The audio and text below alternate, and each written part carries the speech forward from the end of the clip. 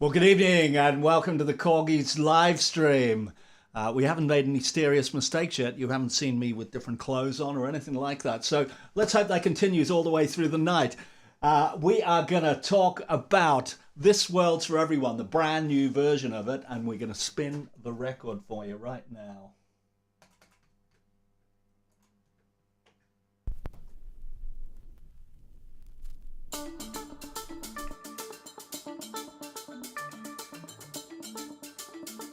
We look above to the starlit sky.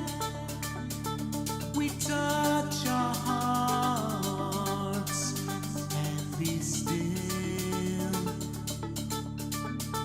But deep inside, we are haunted men who talk of brotherhood as we kill.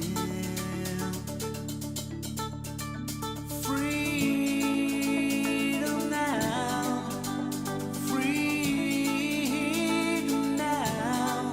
This world's for everyone. This world's for everyone. Oh, suffering has an ancient face. It knows no borders, no ideals. We sacrifice simple melodies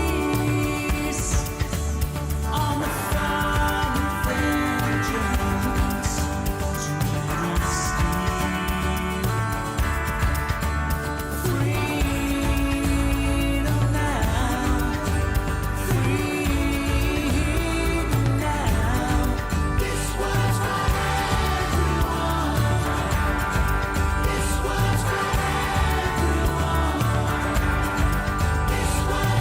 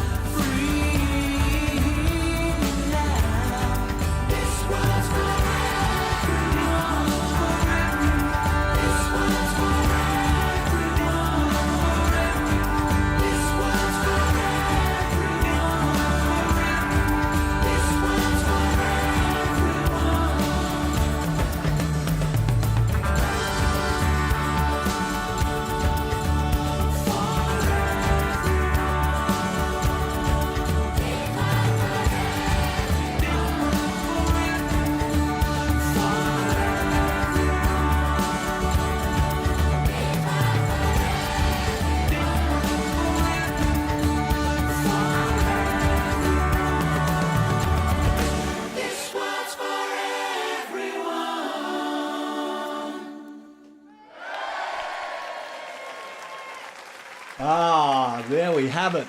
The brand new version of This World's for Everyone. And I will be talking to Johnny Baker in a couple of minutes, or rather, Johnny Baker will be shown on a Zoom interview that we did with him yesterday.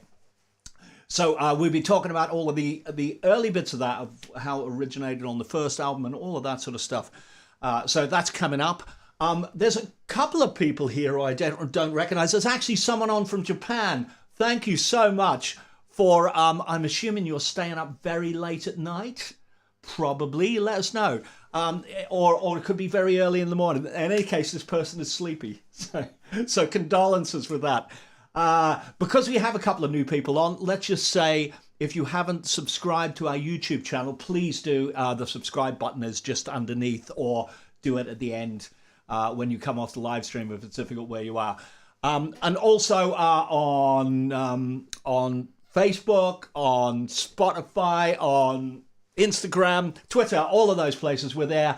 We would love to be a friend at whatever choice of communication that you have. We would love to do that. Whew, that was hard to say, wasn't it? That was easy. Well, it wasn't that easy, was it?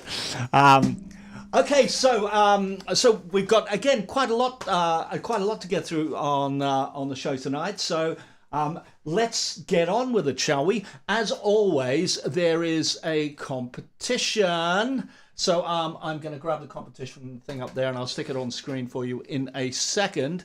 And as always, this competition is to do with the song "This World's for Everyone." That seems like a sensible thing to do, doesn't it? So let's stick this up on screen and I will read you the competition. Oh, no. Before we do that, we'll tell you what we're going to give you. We're going to give you the original copy of "This World's for Everyone" because it was the title track of the 1991 album, "This World's for Everyone," which of course has the older version of it, which is still spectacular. But we're going to find you a copy of that. I haven't actually got any in our merch box because we've run out. We're just ordering some more from Angel Air now. So that is the prize. That's what you're going to win. If you've already got that, and I know there's a few people, for instance, if Mike Webb wins this quiz question, then I know he's already got all of those. So that'll be no good to him. But I'll find you something else, Mike, if you win. Only if you win. So here's the quiz question. I'm going to stick it up on screen. And it says, who wrote the foreign language bit in the middle of the song? So who wrote the foreign language bit in the middle of the song? And for the tiebreaker, what language is it in? Now that's a tricky question. What language is it? Any multilingual people out there might just immediately have gone, yes, that's what it is. Or they might not have. So I'm going to read that again. Who wrote the foreign language bit in the middle of the song? And for the tiebreaker, what language is it in? There we are. So answers, there we go. And we'll let you know later on if anyone's got that right or if you've got it close to being right. So yeah, there we are. So that's all good, isn't it? That's all good. I think, yeah, there's not very much else there. This version is on the Kool Hits, Curiosities and Collaborations, which is out in Japan, I believe, in 2 or 3 weeks, something like that. I know they've put their social media stuff up. There's a company called Hayabusa Landings. And so we're looking forward to that coming out there. As soon as that comes out there, we will start kind of looking at when it's going to come out here. And we might do some pre-orders in a little bit. But we don't really want to take it away from their sales across there at the time being. Okay, so I think we are going to get to there's the obvious way to do this. We're gonna play the John Baker interview first because he goes right back to the beginning of where this song started. And there we are. So that's it. Let me just get this up there, and we'll see you in about a quarter of an hour or something like that. Meanwhile, we will leave you with Johnny Baker. And me. I'm here with Johnny Baker, and we're going to talk about "This World's for Everyone." Yes, that wonderful song. That wonderful song. And this song's been around for a good while, hasn't it, John? I mean... Well, do you know, I heard this song the very first time in 1989, and I was round at James's apartment in Bath in a place called Marlborough Buildings. He had a lovely basement apartment in those days where he had a bit of a studio, a 16-track down there, and he just recorded this backing track for this song, and he showed me the ideas and everything. He said, oh, just put some vocals down. So we started mucking about with the vocals and everything, and then anyway, it was a demo that eventually, interestingly enough, Everybody's Got to Learn Sometime was released in 1990, the year after, for international hostage release. Oh, I didn't know that.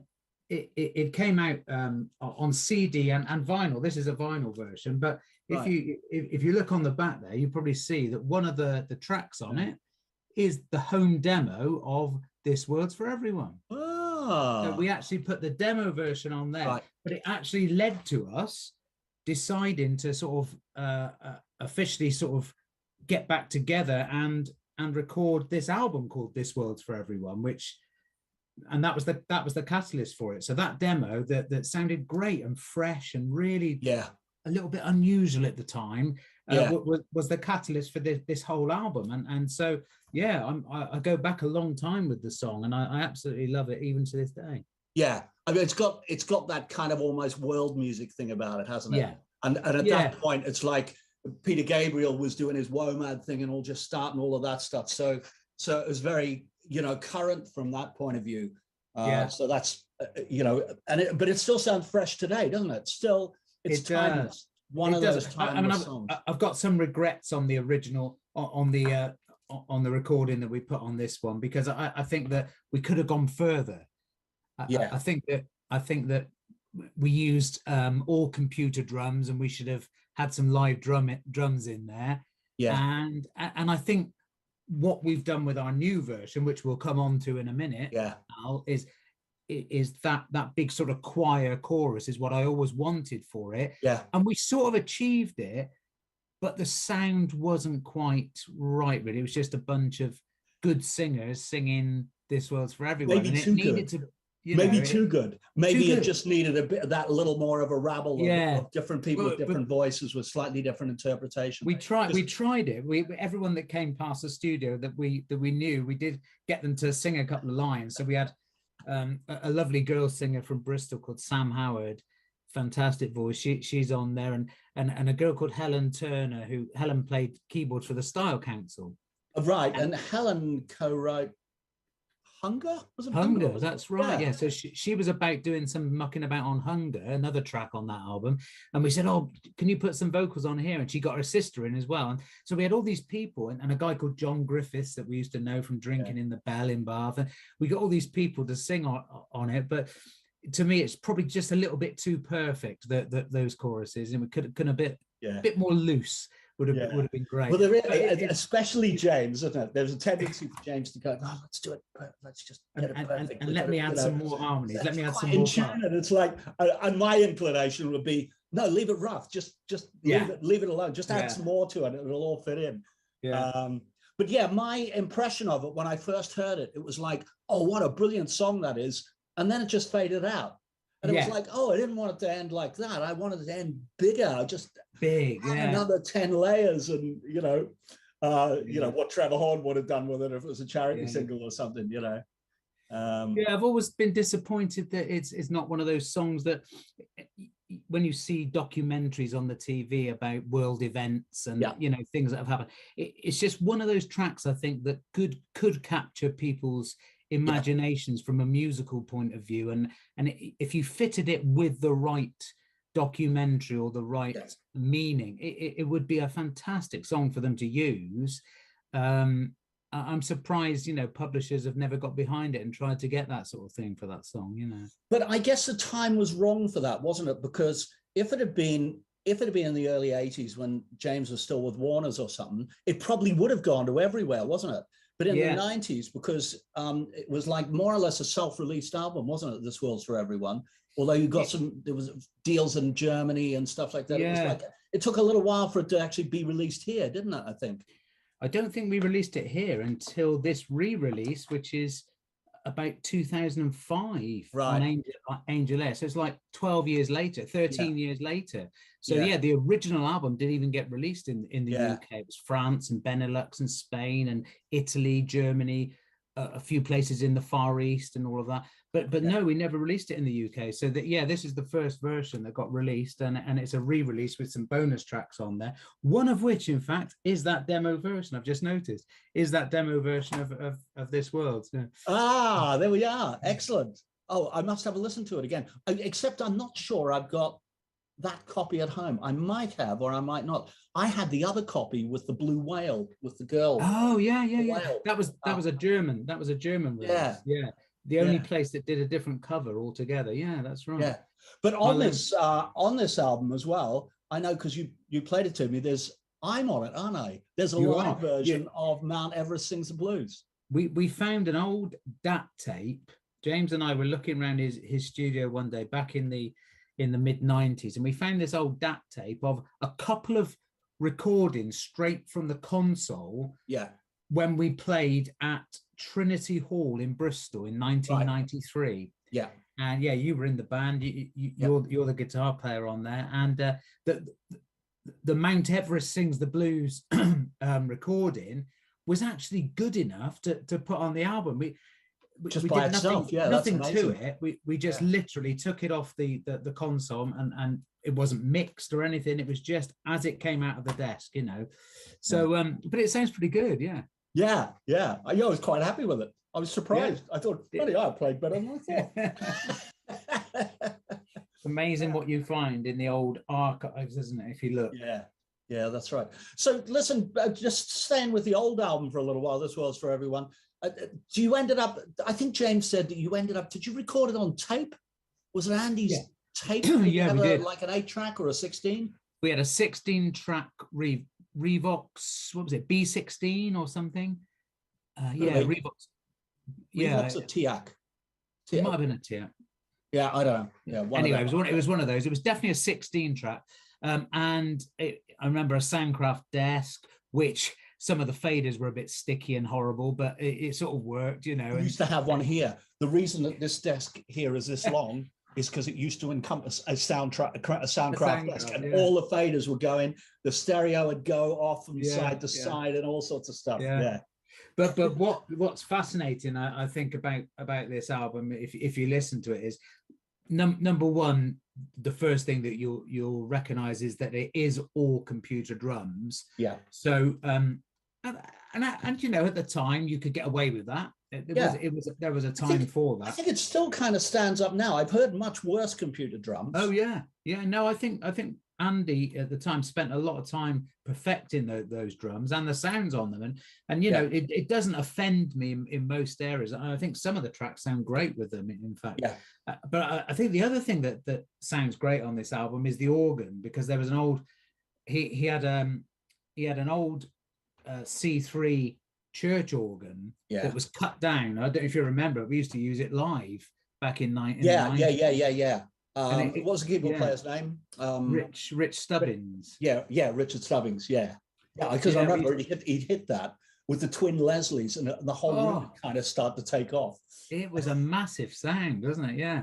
So yeah, there's a lot of that organ on that album, and it sounds great. It sounds lovely, and some of the guitars sound really powerful as well. But yeah, there's some good songs on there. You know, people that haven't got this one, it's worth getting. I mean, of course, some of them we play live now. This World's for Everyone, Hold On, we play, don't we? We have played One Life. We played quite a lot as well. One Life, yeah, absolutely. But yeah, some great stuff. Yeah. So of course, the new version, all of those things you were talking about that maybe you weren't as happy with on this one, we've tried to kind of fix. We've got the Matsiko choir on it, my Liberian friends, my kids across in Liberia. Which is great. Yeah, it just adds a lovely layer, doesn't it, that? Yeah, we recorded them in this little room, like a little bigger than this control room, but not much bigger than this control room, and it was hot. Higgsy came in and he went, God, it's the temperature in here. How are you working in that?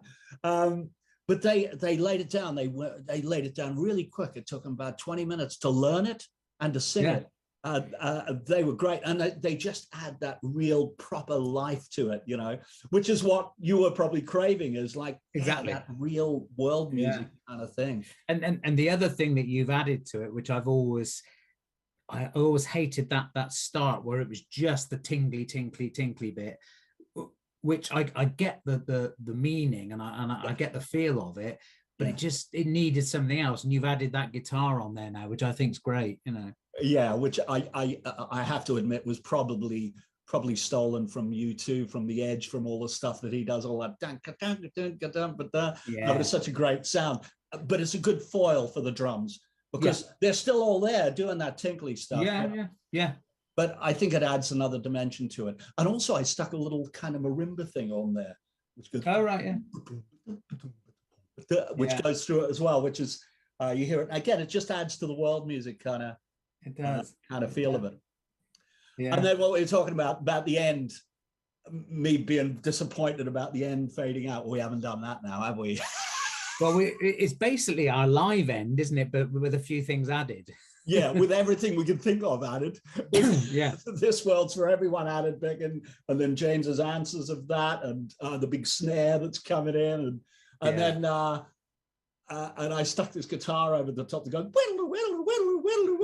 which you can't tell it's a guitar. It sounds more like it's a keyboard really, but it is actually a guitar. Just so the whole thing just got louder and louder before the end. And, so, and of course it ends on the sentence, you know, this World's for Everyone, but vocally, which is great, you know. Yeah, I think it could be. I mean, it could be a world anthem, couldn't it? Yeah, it could be an anthem, and this is still just as good as a time as it was back in the 90s. To have that as a world anthem, just as many problems. It never loses its appeal because you know, the sentiment is exactly the same today as it was in perhaps 1933 or even before in the 1800s and the 1700s. This world is for everyone, you know, and there's always been conflicts and there's always been issues. Yeah. But the sentiment of the song works at any time, doesn't it? Yeah, that's right.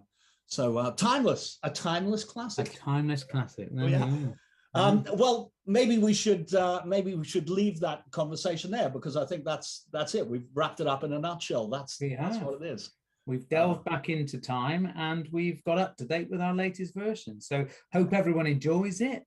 We look forward to it being out on our new album very soon. Yeah, indeed. Thank you very much, Mr. Johnny Baker. Cheers, Al. See you soon. And there we are. That was John Baker. I catch up yesterday. There's quite a few things there I didn't really know about how they did. I didn't even realize that James had done an original version. I think I have got a copy of that album, that version of the album at home. So I must dig it out and have a listen to the original. That would be very interesting indeed. Yeah. So I think we're going to dig around and just show you a little bit about the new version. Before I do, I was just keeping up with a load of the people that are on it. Kenji from Japan. Of course I do know who you are, but I couldn't reach your Japanese name. And some kind of interesting things there. Leonardo, great two of you joining us from Brazil here. We've doubled our Brazilian input into this show. That's great. I think we're going to have a wee look at Sonar and what is new. So I'm going to just grab that up on the screen. There we are. So anyone who's used to kind of seeing this will realize now that all of that stuff at the top is all backing vocals. And you'll see quite a lot of them, of those little stems there. And then we get down to the red ones and we're on to lead vocals, doubles of lead vocals. A little bit further down, there's some loop stuff that we use. Like all of this stuff around here in the middle are all different loops that James supplied from the originals, or he might have reprogrammed them. I don't know, but there's stuff that we have them subtly going on in the background live. We're synced to the films anyway, so there's a couple of those things that go in there. And they're quite interesting. Some of these, maybe I'll just grab a couple of these. I think there's a few that we didn't use, but things like this.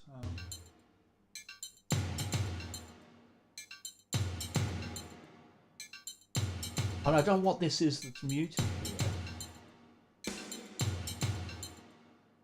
Oh yeah, so that's another snare. I think we used a different snare in the end for that.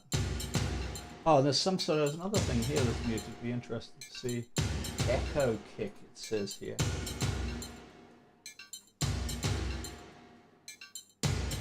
Can't hear that. Oh no, there we are.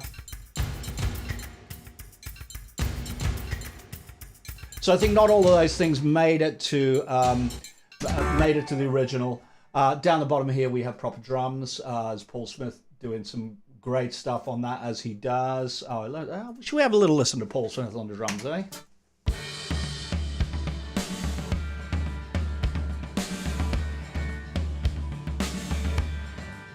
If I feed a little bit of the track in the background, you'll see where we are.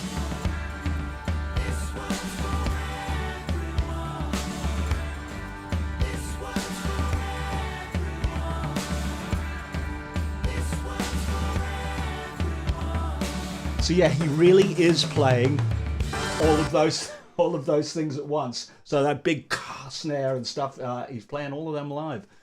So that's interesting. I think we were talking about at the end that I put a guitar on that sounded a little bit like a synth. And it was really just to make it more noisy at the end. I would think that would be this Les Paul here.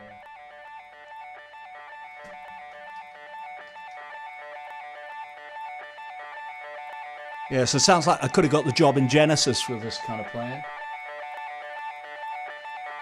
And if you zone in on that there, you can see that that is a loop. So that would just go on forever if I let it. So that's a little thing there, making it even more bigger. I tell you what, I don't think this was on the original, but when we kicked into the second verse, I just thought it would sound great if we had a pair of acoustic guitars really kind of hitting hard. Excuse me. So they sound like this. Oh, suffering has an ancient face. It knows no borders.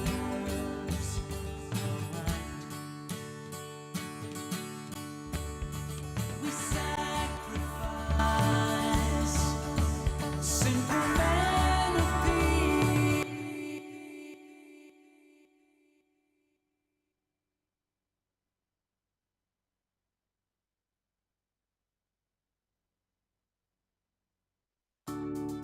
Oh, suffering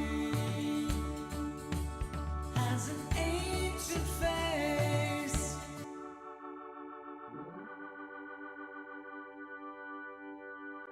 No ideals.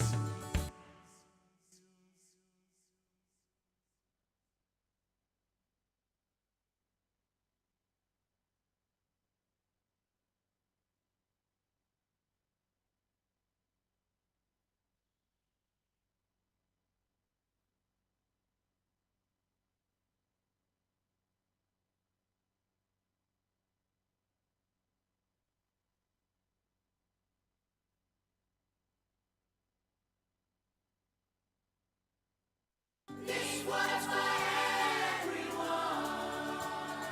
This was for everyone. Oh, so.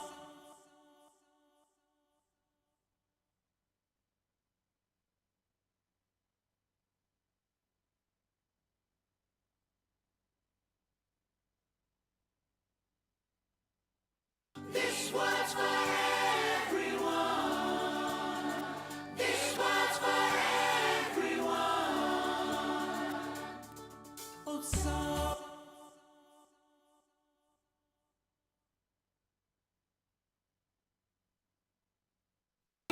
Now, this was for everyone. This was for everyone. Oh, so.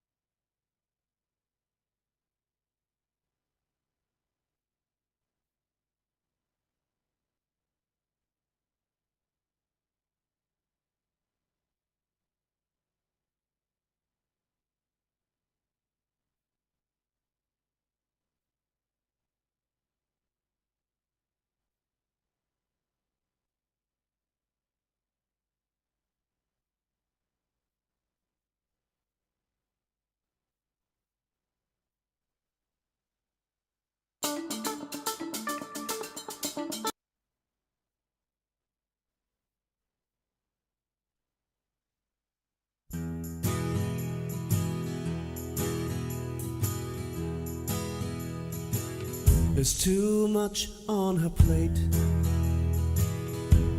but she won't keep you waiting, and she hasn't got the money, but she always pays the bill. She wants to go to China, she knows she'll never get there, and I'm all that she's got, and the last thing she needs. She fills up like a sponge, and she falls like Niagara, like a feather in the breeze. She says, don't let me down, please, please. Like a hotel lobby porter, she's always stood up. That's when she prays, like a little girl's toy. She makes it too easy to be taken for granted, and she always wears a bracelet and a heart on her sleeve. She knows when to be silent, and that's most of the time. And she knows how it feels to be washed away in the flood. She fills up like a sponge, and she falls like Niagara, like a feather in the breeze. She says, don't let me down, please, please. Like a hotel lobby porter, she's always stood up. And that's when she breaks. Oh, that's when she breaks. Yeah, that's when she breaks. Like a little girl's toy.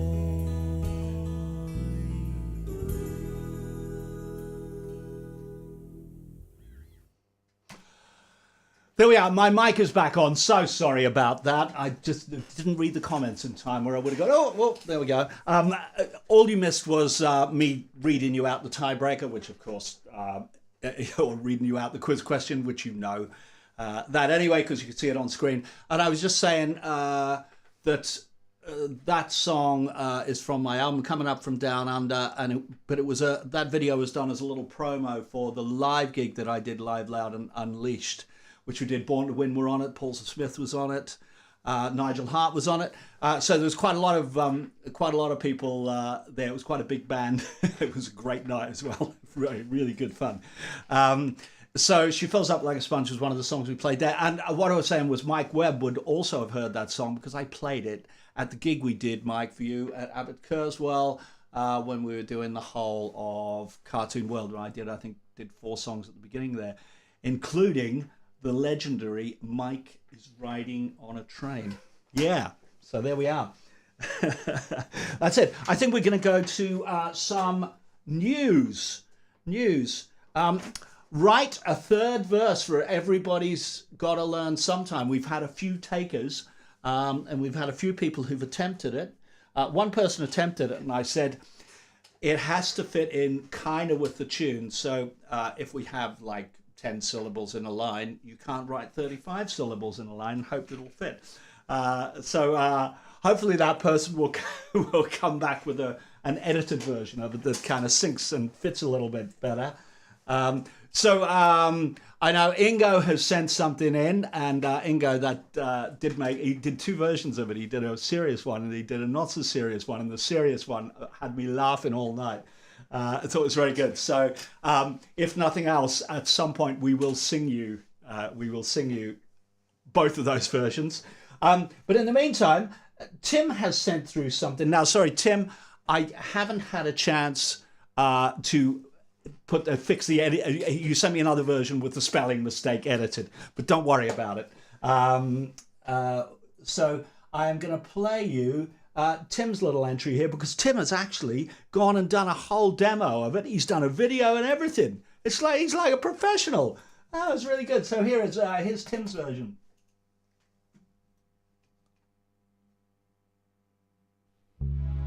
Everybody's got to have a third verse. You and I change our living.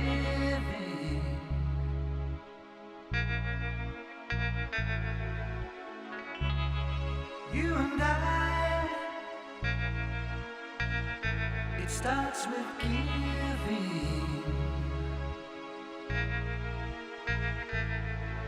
It needs to happen.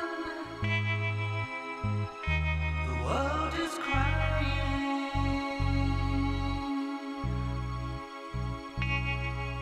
and everybody's gotta learn sometime. Everybody's gotta learn sometime. Everybody's gotta learn sometime.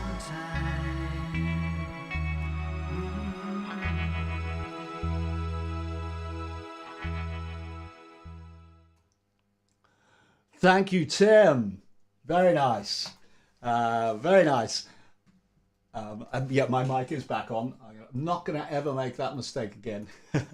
So it was very, just to reiterate, you don't need to do a video. You don't need to, as long as you can even just send the lyrics through is fine, and we'll figure out kind of how they fit. But thanks very much for doing that. That was very good. Very good. Like the sound on that Gretsch as well. Looks like a lovely guitar. Adds a real flavor to it there. Really nice. Some not so very good news. Our negotiations with trying to do the Japanese dates in January, it was always getting a little bit difficult because the fuel prices of the plane prices, fare tickets are going up and up and up as we speak. And then I think the final straw was they went to try and sort the visas out, which normally would be easy because we were European.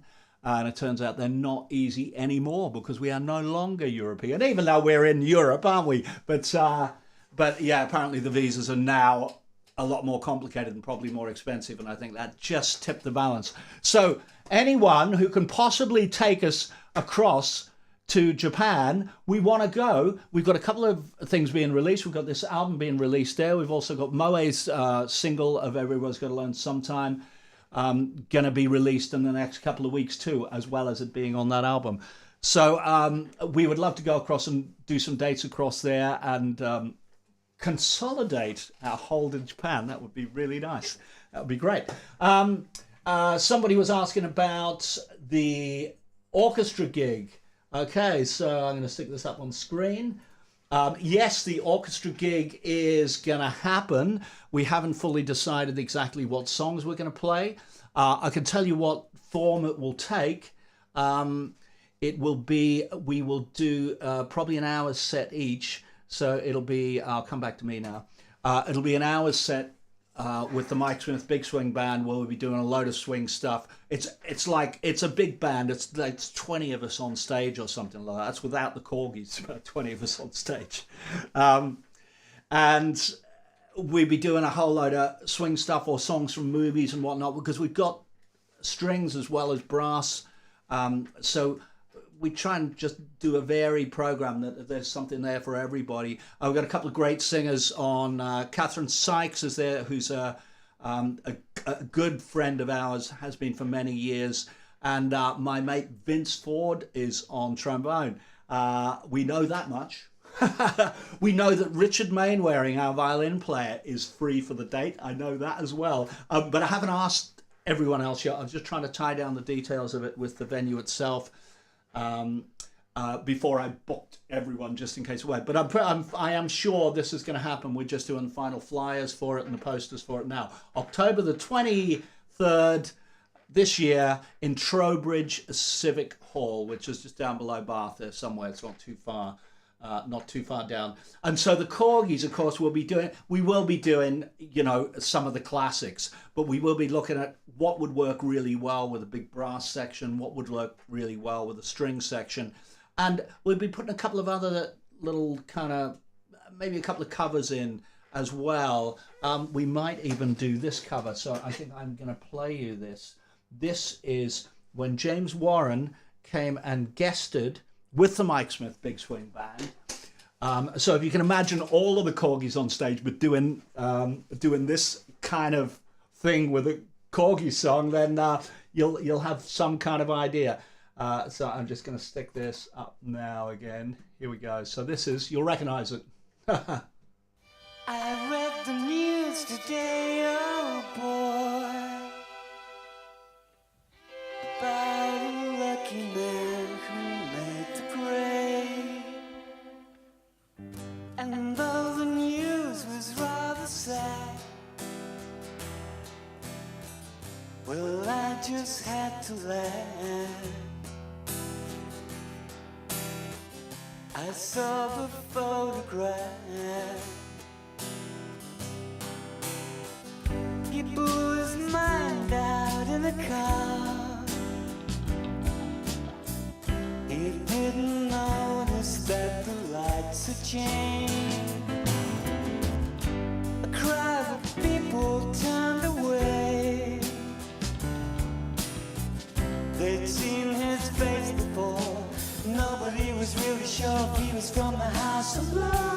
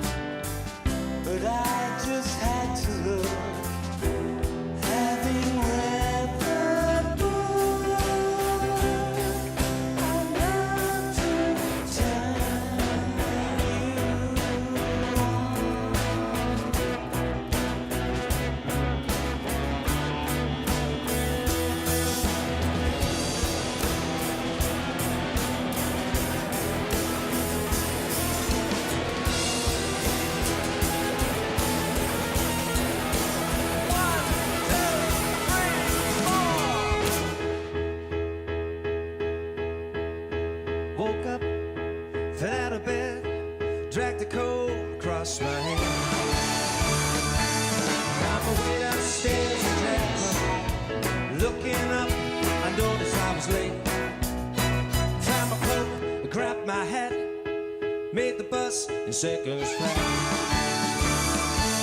Found my way upstairs and had a smoke. Somebody spoke and I went into a dream.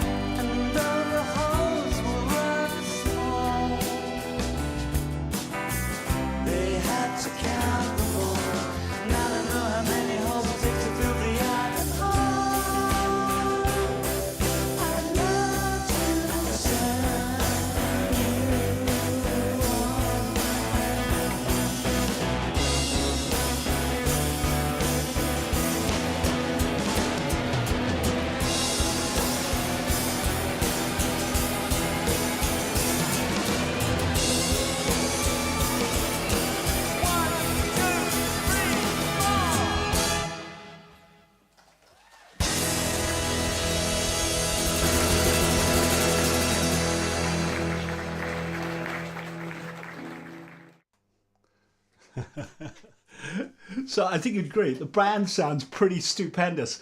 It sounds really good. I mean, for strings, we would ideally have 18, 20 or something like that. I've only got 6 players, but boy, are they great. So they make a really good sound. And also they're all kind of carefully mic'd and stuff. So we get the best out of them. And a great bunch of friends and players, all of the people in that band are. So it'll be a joy to do that gig. I think we were talking about what songs we would probably do. We'd probably resurrect a couple of things that were more heavy on brass, as well as then we'll look at, we've already written a few things for strings, so we may well, incorporate some of them. I mean, things like songs like Space are very heavy on strings, so good luck playing that. That's quite a roast, it is. Okay, well, listen, I think we've got everything else. Oh, is there? Sorry, I'm just going to check in case there is anyone who's got closer with this damn question. Whoa, do you know? Yeah. Okay, I'm going to stick the quiz question back up. The quiz question, I'm putting it back up on the screen now. Okay, so who wrote the foreign language bit in the middle of the song? And for the tiebreaker, what language was it in?